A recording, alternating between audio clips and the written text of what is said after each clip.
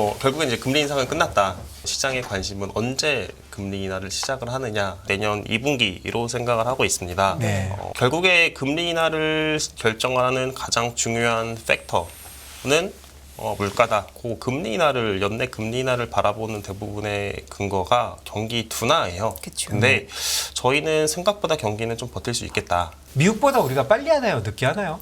저희는 미국보다는 늦게 할 거라고 보고 있습니다. 왜 그런가요? 미국은 1분기에 네. 할 거라고 예, 보고 예. 있고요. 저희는 한국은행 입장에서는 연준의 액션을 실제, 그러니까 이 구두 발언이 아니라 액션을 바라보고 그 그리고- 이후에 할 것 같다. 네, 그 이후에 할 거라고 저희는 바라보고 있습니다. 올릴 때는 선제적으로 올릴 때는 먼저 올렸는데. 했으나. 네. 근데 그때 사실 부동산 때문에 올렸어요. 그죠, 맞죠? 예.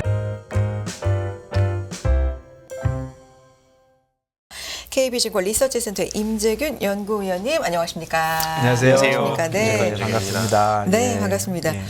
위원님 어제 하반기 채권시장 전망 자료를 네, 내셨다고 나왔습니다. 들었습니다. 정말 따끈따끈한 자료. 네, 한번 쭉 한번 정심해 주시죠. 네, 일단은 네. 뭐 저희는 뭐 결국엔 이제 금리 인상은 끝났다. 금리 인상은 끝났고 결국에는 시장의 관심은 언제 금리 인하를 시작을 하느냐에 대해서 네. 관심을 가질 것 같아요. 네. 아무래도 2022년 작년에 특히 이제 채권 시장이 좀 많이 힘들었던 게 네. 생각보다 금리를 너무 빨리, 너무 많이 올리다 보니까는 이제 정신을 좀 약간 못 차리는 네. 이 정도 왔으면은 충분히 다 올렸지 이제 그만 네. 올리겠지 했는데 더 올리고 네. 이 정도 했으면은 진짜 끝났다라고 했는데 또 올리고. 네, 또 올리고 네. 이러다 보니까는 사실은 이제 뭐 작년 4분기 레고랜드 사태까지 이제 발생을 네. 하면서 굉장히 좀 힘든 시간을 가졌고 결국에는 이제 이제 끝났다, 진짜 끝나가고 있구나라고 하다 보니까는 금리 인하 시기에 대해서 관심을 갖고 있는데 일단은 저희는 금리 인하 시기 시장에 관심이 좀 많은 금리 인하 시기는 내년 2분기로 생각을 하고 있습니다. 네. 조금 뭐 연내에 금리 인하를 전망하시는 분들도 상당히 좀 존재하는 걸로 알고 있는데 저희는 이보다는 좀 늦은 내년 2분기로 생각을 하고 있고 결국에 금리 인하를 결정하는 가장 중요한 팩터는 물가다라고 저는 생각을 네. 하고 있습니다. 사실 뭐 시장에서 뭐 미국도 그렇고 한국도 그렇고 금리 인하를 연내 금리 인하를 바라보는 대부분의 근거가 경기 둔화예요. 그쵸. 근데 저희는 생각보다 경기는 좀 버틸 수 있겠다. 그리고 이제 한은 총재가 지난 4월달 그리고 5월 금통에서 언급을 하고 있는 게 반도체를 제외한 성장률을 언급을 하고 있습니다. 네. 그러면서 말씀을 하시는 게 반도체는 한국은행이 금리를 인하를 해도 이게 이제 경기 부양, 반도체 업황이 살아나는 효과는 크지 않다라고 언급을 하고 있거든요. 그 말은 이 경기만 보고 금리를 인하하지 않겠다라는 약간 이제 우회적 표현으로 저희는 좀 바라보고 있고요. 결국에는 그러면서 하는 말이 물가가 2% 떨어지는 것을 확인을 해야 금리를 인하한다라고 했는데 저희가 이제 물가를 이제 좀 추정을 해보니까는 물가가 좀 상당히 좀 내려가는 게 순탄치 않습니다. 아무래도 최근에 이제 물가가 뭐 헤드라인이 한국이 3.7%까지 떨어지긴 했지만은 대부분 이제 에너지 가격에 따른 영향으로 보시면 될 것 같고 근데 그 외에 이제 핵심 이 코어 부분에서도 특히 이제 공공요금 뭐 대표적으로 전기, 가스비, 그 다음에 대중교통, 택시비 이런 것들의 요금 인상 압박이 상당히 남아 있는 상황이거든요. 그러니까 저희가 요 공공요금의 이제 물가에서 차지하는 비중이 전체 이제 100%에서 7.72%. %인데 네. 이것만 고려해도 연말에 3.12%가 나오더라고요. 나머지 92%를 증가율이 빵이라고 이제 가정을 하고 했는데도 3.12 나오는 걸 보면은 한국의 물가가 떨어지는 게 생각만큼 순탄치는 않겠다라고 생각을 해서 저희는 내년 2분기 정도로 생각을 하고 있고 그러면서 조금 시장 금리 측면에서는 조금 생각만큼 빠르게 떨어지지는 않을 거다라고 생각은 하고 있습니다. 그 2%라고 말씀하신 게 우선 첫 번째 2.99도 2%인 네네네. 걸로 생각해야 되는 네네네, 거고. 맞아요. 그다음에 그게 헤드라인을 얘기하신 건가요? 코어를 얘기한 건가요? 헤드라인인데요. 헤드라인이요? 일단은 네. 지금 보면은 한은 총재께서 언급을 하실 때 대놓고 말씀은 하진 않지만은 헤드라인보다는 코어가 더 중요하다라고 보고 있습니다. 사실은 중요하다고 말은 했지만 요 2% 말은 헤드라인이라는 거죠. 네네. 그리고 지금 뭐 보시면은 결국에는 이제 물가의 목표 자체는 네. 이제 중앙은행 다 이제 헤드라인인데 네. 작년 같은 경우는 보면 이제 에너지 가격이 크게 상승을 하다 보니까는 코어보다 헤드라인이 이제 크게 막 이렇게 증가를 했던 영향이 네. 있죠. 근데 이제 올해는 이제 반대의 상황. 유가는 이제 떨어지다 보니까는 그 유가의 영향 때문에 헤드라인은 쭉쭉쭉쭉 떨어지는데 그에 반해서 수요로 인해서 물가가 올라가는 코어 같은 경우는 굉장히 이제 버티고 내려가지 않는 모습들을 보이다 보니까는 연준도 그렇고 한국은행도 그렇고 헤드라인보다는 코어를 더 면밀히 관찰하면서 이 코어가 떨어져야지만이 실질적으로 금리 인하에 대한 그런 액션을 취하지 않을까라고 저는 생각을 하고 있습니다.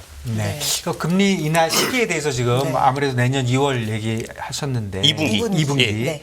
그런데 이런 건 어떤가요? 그 구체적인 시기도 중요하지만 그냥 개인적인 생각은 미국보다 우리가 빨리 하나요? 늦게 하나요? 저희는 미국보다는 늦게 할 거라고 보고 있습니다. 왜 그런가요? 미국은 1분기에 네. 할 거라고 예, 보고 예. 있고요. 아무래도 좀 미국보다 늦게 하는 이유가 네. 크게 두 가지가 있을 것 같아요. 네. 물가적인 측면에서 일단 미국 물가도 높긴 한데 속도 자체가 둔화되는 속도 자체가 한국보다 빠를 거라고 네. 보고 있고요. 그 차이는 공공요금이 좀 가장 크다고 보고 있습니다. 네. 대표적으로 에너지라든가 가스비 같은 경우 네. 보면은 전기요금 같은 경우 보면은 미국은 에너지 가격이 오를 때 그거 다 그냥 소비자한테 전가를 시켰는데 네. 우리나라는 이제 이거를 틀어 막아줬잖아요. 네. 그러다 보니까는 오를 때는 덜 올랐지만은 내려갈 때는 결국에는 앞쪽에서 적자 났던 거를 메꿔야 되는 상황이기 때문에 네. 결국에는 미국 이런 데가 전기요금을 인하를 할 때 우리는 계속 조금씩이라도 인상을 할 수밖에 없다. 그리고 네. 적어도 인상을 못 할 수밖에 없다 보니까는 떨어질 때 덜 떨어질 거라고 보고 있고요. 네. 두 번째가 결국에는 한미 기준금리 차 때문이라고 네. 보시면 네. 될 것 같아요. 사실 하는 총재에게 계속해서 이제 계속 말씀을 하시는 게 미국 기준금리 따라서 한국은행이 기계적으로 인상을 하고 인하를 하는 건 아니다라고 언급을 하고 있는데 저희도 거기에 대해서 동일하게 생각을 하고 있습니다.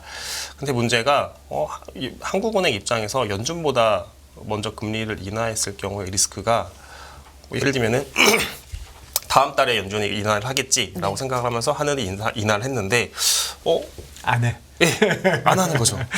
네. 그럼 이제 격차가 벌어지고 이게 이제 환율 변동성으로 확대가 될 수 있단 말이죠. 예. 그러면 이제 한국은행 입장에서 그렇게 됐을 경우에 인하를 하고 환율 변동성 높아졌다가 불과 바로 전회기에 인하를 했는데 우리 한국 이 연준이 생각보다 인하를 좀 안 해서 환율 변동성이 높아졌습니다. 그래서 다시 인상합니다. 이런 결정을 하기에는 좀 부담이 된다 이거죠. 부담도 되고 이제 완전히 신뢰의 문제로 넘어가는 거죠. 이게 한국은행의 신뢰성이 완전히 무너지는. 그러다 보니까는 저희는 한국은행 입장에서는 연준의 액션을 실제 그러니까 이 구두 발언이 아니라 액션을 바라보고 그 그리고- 이후에 할 것 같다. 네, 그 이후에 할 거라고 저희는 바라보고 있습니다. 올릴 때는 선제적으로 올릴 때는 먼저 올렸는데. 했으나. 네. 근데 그때 사실 부동산 때문에 올렸어요. 그죠, 맞죠. 예, 부동산 예. 때문에 올린 거고, 근데 결과론적으로 보니까 예, 물가가 그리고 이제- 올라서. 그리고 우리가 선제적으로 올렸다고 하지만 네. 죄송한데 그거는 진짜 뒤로 걷다가 밟은 것 같고요. 그러니까 그 물가 그렇네요. 한국은행이 먼저 내리는 거는 이번에 상당히 부담스러울 것이다. 네, 그렇게 부담스러울 수밖에 없다라고 보고 있습니다. 그러니까 미국 저희는. 내리는 거를 봐야 내릴 수 있다. 그래서 위원님 전반적인 어제 내신 따끈따끈한 자료가 네. 지금 하반기 채권 시장 전망인데 금리 반등 속에 비치는 기회거든요. 지금 사진도 굉장히 네, 네, 곰과 곰인가요? 네. 위로 봤더니 곰이 있고, 물 속에 비치는 걸 봤더니 소가 있다. 네. 이제 베어 마켓, 불 마켓. 네. 네, 요거를 좀 표현을 했고요. 쭉 한번 자료 바탕으로 설명을 좀 해주세요. 네, 일단은 지금 보시면은 금리 반등 속에 비치는 기회라고 해서 사진에서 보시는 것처럼 네. 최근에 좀 금리가 반등을 하면서 조금 투자자분들 입장에서 좀 다시 걱정이 많아진 것 같아요. 한 35bp 오른 거죠? 네, 맞습니다. 네. 그러다 보니까는 좀 걱정이 많아졌는데 저희는 오히려 이때 좀 사야 되는 게 아닌가라고 좀 보고 있고요. 네. 네. 물론 이제 저희가 앞에서 말씀을 드린 것처럼 금리가 조금 생각만큼 빠르게 떨어질 거라고 보고는 있지 않습니다. 근데 일단은 금리 인하는 시작이 됐고 그리고 연말로 가면 갈수록 어쨌든 저희가 내년 2분기에 인하를 생각을 하더라도 시장은 앞서가잖아요. 선반영을 할 수밖에 없는 상황이다 보니까는 연말부터. 네, 연말부터는 본격적인 금리 인하 기대감이 반영이 될 거라고 저희는 보고 있습니다.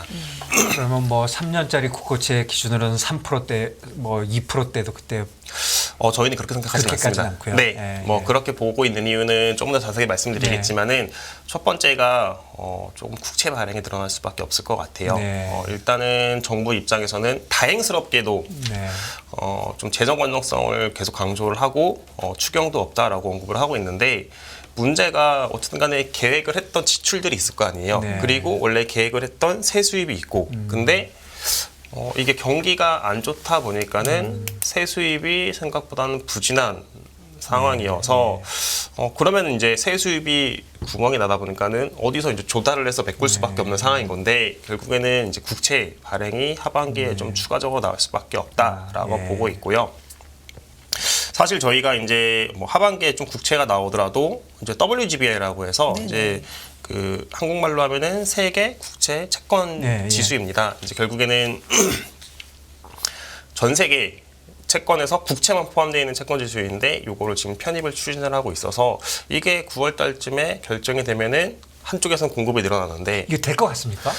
저희는 된다라고 보고 있는데 9월 정말요? 달은 조금 힘들 것 같고요. 예. 내년으로 좀 밀릴 거라고 보고 예, 있습니다. 예. 사실은 이게 좀 되려면 몇 가지 이제 테크니컬적인 예. 기술적인 문제들이 필요한데 생각보다는 조금 지지부진한 모습. 이거 9월 달에 되면 대박이죠. 아, 근데, 대박이죠. 예, 근데 안 될 것 같아요. 네, 이게 저희가 이제 추정을 해보니까는 네. WGBI가 이제 국채만 포함되는 채권 지수거든요. 네. 네. 미국, 뭐 유럽의 주요국들, 일본, 네. 뭐 이런 뭐 국가들이 포함되어 있는데 우리나라가 포함이 되면은 비중이 2.68% 정도 차지할 것 같더라고요. 네. 네, 그러면은 이게 이제 WGBI를 추종하는 펀드가 전 세계적으로 2.5조 달러 2.5조. 달러입니다. 네, 예. 네.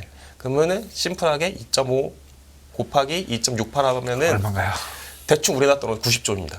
그렇죠. 네, 90조. 그러면은 우리나라 국채 발행량의 한 10%가 조금 안 돼요. 지금 외국인이 갖고 있는 게 이제 한 30 이제 국채 발행이 한 예. 25% 들고 예. 있으니까는 한 250조 정도 들고 예. 있다라고 보시면 될 것 같아요. 큰 금액이네요. 그죠? 추가로 엄청 큰 90조는 엄청나고. 예, 추가로 들어오는 거죠. 이거는 이제 기존에 들어와 있는 외국인들은 이제 액티브 자금이라든가 그렇죠, 다르죠. 그러니까 이제 지수를 네, 보고 네, 들어온 게 아니라 그냥 한국 시장을 보고 들어온 건데 요 WGBI 편입이 되게 되면은 네. 이제 말 그대로 그냥 기계적으로 까는 거죠. 이 WGBI를 추종하는 펀드 입장에서는 한국을 그냥 안 살 기계적으로 수가 없는 거죠? 네, 네, 담아야 네. 되는 네, 뭐 예를 들면은 코스피를 추종하는 펀드가 삼성전자를 네. 30% 까는 것처럼 네. 뭐 그렇게 깔 수밖에 없는 편입을 할 수밖에 없는 상황인 건데 이게 상당히 중요한 이슈네요. 예, 예, 그 저희 몇 번 얘기했잖아요. 네, 맞습니다. W 이거 하고 그 다음에 MSCI하고. 네. MSCI 예, 그 두 개 주식 되면 쪽에서는 진짜 완전히 뭐 세상이 바뀌는 정도까지 아니더라도 우리나라 자본시장이 한 단계 큰 영향이. 올라갈 수 네. 있는데 그죠.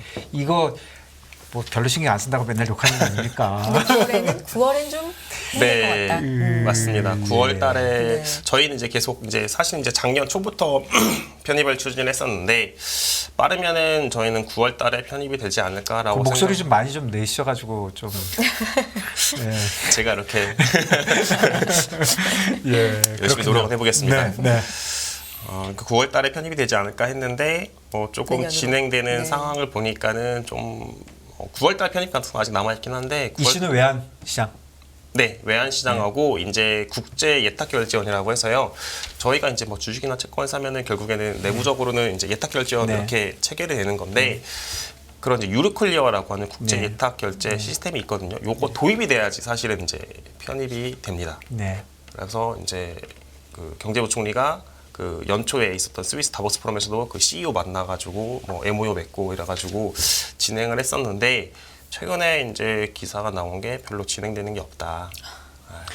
네, 아주 열통 터지는. 네. 죄송합니다. 여기 시간 너무 됐었나요? 예, 또 계속 해주시죠. 예, 정부도 이제 3대 과제로 두고 굉장히 좀 강하게 추진을 하고 있다 보니까는 말로만 편입은 될 거라고 저희는 예. 보고 있는데 조금 시기는 밀리는 것 같아요. 안타깝네요. 금년 네. 9월에 한다고 기대 좀 한 사람도 있었고 정부도 그렇게 발표해놓고서 이제 와서 또 내년 얘기하니까 그죠. 참 안타깝네요. 네, 그렇게 보고 있고 네. 그래서 조금 이제 채권 발행적인 수급적인 이슈도 네. 존재한다라고 하다 보니까는 뭐 금리는 떨어지긴 하는데 생각만큼 조금 잘 떨어지진 않을 거라고 네, 보고 있고요. 그렇네요. 저희는 국고 3년 기준으로는 3.5%좀 상회하면은 이제는 좀 사도 된다. 국고 10년은 3.6% 넘어가면은 좀 길게 봤을 때 좀 사도 된다라고 보고 있고. 지금 살짝 넘었는데요. 네, 네. 이제 사도 된다라고 보고 있습니다. 이게 사실은 이 자료 전망을 쓰면서 금리 레벨 되게 나눴었거든요. 자료 레벨 나눠서 네. 아 그게 맞는 겁니다. 네, 되게 부담이 됐었던 전망이었는데 네. 이제 발간하기 직전에 금리가 올라오면서 이제 그 전망에 대한 부담이 상당히 이제 해소가 된 상황이라고 보시면 될 것 같아요. 네. 네. 네. 네. 계속해서 좀 보면 네. 한국국채 앞만 보고 달리다가 보면 덫에 걸리는 법 이게 전체적인 좀 써놓는데 네, 맞습니다. 어떤 얘기입니까? 일단은 뭐 크게 보면은 금리 인하 바라보고 있다 보니까는 네. 시장에서 금리 인상 끝났고 금리 인하 앞두고 있으니까는 금리 쭉쭉 빠지겠지라고 생각을 했는데 저희는 금리 인하는 생각보다 느리고 그 그리고 말씀이군요. 네. 금리 인하 속도는 생각보다 더디다. 라고 보고 있습니다. 네, 그렇지만 또 말씀해 주신 대로 올라가기도 어렵고. 네. 네. 뭐 저희가 좀 금리 인하 시기가 늦는 이유는 앞에서 말씀드린 것처럼 물가 때문이라고 보고 있고 인하 속도도 생각보다는 좀 더딜 것 같아요. 시장 입장에서는 금리 인하를 시작을 하면은 중립금리까지는 쭉쭉쭉 인하를 하겠지. 네. 예를 들면은 한국은행 같은 경우는 뭐 하는 총재가 말씀을 하신 게 2.25가 중립금리의 하단. 중립 2.5는 중립금리의 중간이라고 네. 언급을 예전에 하셨거든요. 그러면은 시장 입장에서는 한국의 중립금리 밴드는 2.2에서 2.75%, 뭐 2.5 정도까지는 쭉쭉쭉 내리겠지. 100bp는 그냥 훅 내리겠지라고 생각을 할 거라고 네. 보는데 저희는 생각보다는 인하 속도가 더디다. 왜 그러냐면은 중앙은행은 실질 기준금리, 기준금리 저희가 바라보는 기준금리는 물가가 고려된 명목이잖아요. 네. 명목에서 물가를 제외한 실질 기준금리를 유지하기 위해서 인하할 거라고 보고 있고 인하할 때 한국은행의 언급도 약간 완화가 아니다. 작년에 금리 인상할 때 생각을 하시면 될 것 같아요. 작년에 한국은행이 금리 인상을 할 때 언급을 한 게 이거 지금 금리 인상은 긴축이 아니다. 긴축이 아니라 완화를 축소하는 거다. 네. 이제는 이제 반대의 논리가 적용되는 거죠. 맞습니다. 인하를 하는데 이거 완화 아니야. 완화가 아니라 긴축을 축소하는 거야. 왜냐? 네. 물가가 떨어지고 있으니까는. 근데 아직 물가는 높아. 그래서 긴축을 축소하는 거다. 라고 할 거라고 보고 있고요. 그러다 보니까는 좀 시장에서는 이제 뭐 중립금리까지 훅 내리겠지. 근데 중앙은행은 천천히 내리면서 조금 변동성이 높아질 수 있다라고 보고 있고 두 번째가 이제 앞에서 말씀드린 것처럼 수급적인 측면 네. 발행도 있고 게다가 이제 뭐 국채뿐만 아니라 하반기에 좀 이슈가 될 수 있는 게 은행채 그다음에 회사채 발행도 좀 나올 수 있을 것 같거든요. 뭐 은행 같은 경우는 일단은 작년 이제 레고랜드 터지고 네. 나서 사실 계속 상환 기조를 보였어요. 은행이 이제 발행을 안 하고 이제 계속 만기가 돌아오는 거를 상환을 해버리는 거였죠. 근데 이제 하반기부터는 좀 대출도 증가를 하고 예금은 빠져나가고 이러다 보니까는 은행 입장에서는 이제 대출 채권 발행을 해서 대출을 해줘야 되는 이런 상황이다 보니까는 순 발행으로 전환이 될 수 있다라고 보고 있고 일반 회사채 같은 경우도 사실은 이제 연초에 좀 회사채 발행이 많았습니다. 네. 그 이유가 뭐 작년 4분기 때 레고랜드 터지고 나서 발행 자체가 안 됐어요. 네. 나는 지금 당장 돈이 필요한데 네. 우리 발행할게요 했는데 네. 아무도 들어오질 네. 않아. 네. 안 되는 거죠. 그러니까 연초에 시장 돌 때 빨리 발행하자. 네. 이쪽은 다 끝났습니다. 그러니까 네. 진짜 자금이 급한 쪽은 다 네. 끝났고, 근데 뭐 급한 쪽도 있는데, 뭐 올해 뭐 연초에 하든 연말에 하든 난 한 번만 하면 돼, 뭐 두 번만 네. 해도 돼. 근데 뭐 연말에도 연초에도 예. 상관없어. 이런 네. 쪽에서는 앞에 하는 것보단 뒤에 하는 게 좋잖아요. 왜냐? 네. 금리 인상은 앞쪽에는 금리 인상을 할 거고, 뒤쪽으로 가면 갈수록 연말로 가면 갈수록 금리 인하 인상은 끝났고, 기대감이다. 그죠? 네. 금리 인하 기대감을 할 테니까는. 네. 또 크레딧 상황도 그랬고. 네, 네. 맞습니다. 그러다 보니까는 인하 이제 연말에 좀 수요가 조금 대기 수요가 네, 있습니까? 많다 보니까는 이쪽에서 발행량이 나올 것 같아서 그럼 결국에는 매크로적인 측면에서는 인하는 하긴 하는데 생각보다는 좀 더디고 그리고 수급적인 측면에서는 생각보다 발행이 좀 나오네. 이걸로 근데 받아줄 주체가 많지는 않고